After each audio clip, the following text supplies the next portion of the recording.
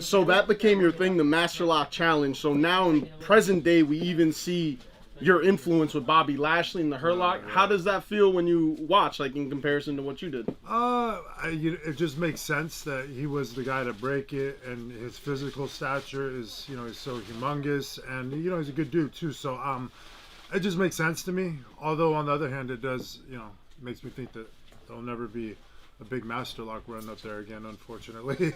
I mean, what you gonna do, brother? There'll be a good Hurt Lock Master Lock thing, though, maybe eventually, Well, talking about dream matches that never happened, I was watching the Rumble, and there was one person I was waiting to come out, but it didn't happen. When are we gonna get the Chris Masters return? Was it supposed to be in the Rumble and didn't happen? When's that coming? I mean, I've only been petitioning in the last couple of years, and I don't know. It'd be nice for it to happen, but I had randomly seen the Hurricane Helms at Chicago Airport, and if he's actually a writer, I think, / producer there, and so he kind of made it clear to me that there's somebody I have to make amends with, and so hopefully we can make that happen.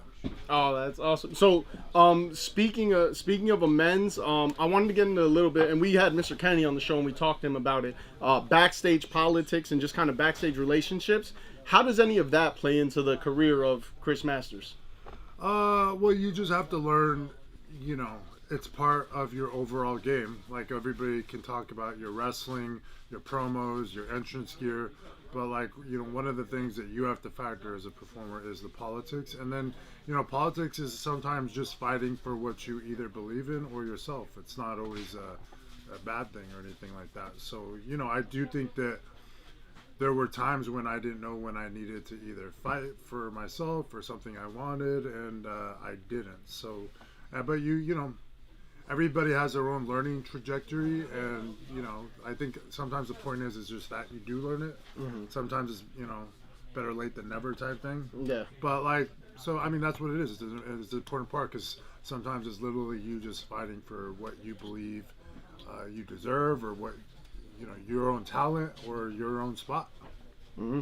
And I like that answer, and it's honest. I wanted to ask you something I think is very inspiring about your journey is how open you are about kind of like addiction issues that you had and how you overcame it.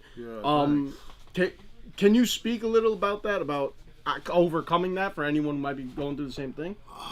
Yeah, it's such a tough battle, you know what I mean? And it's just not something you win overnight or even over a year or a couple years.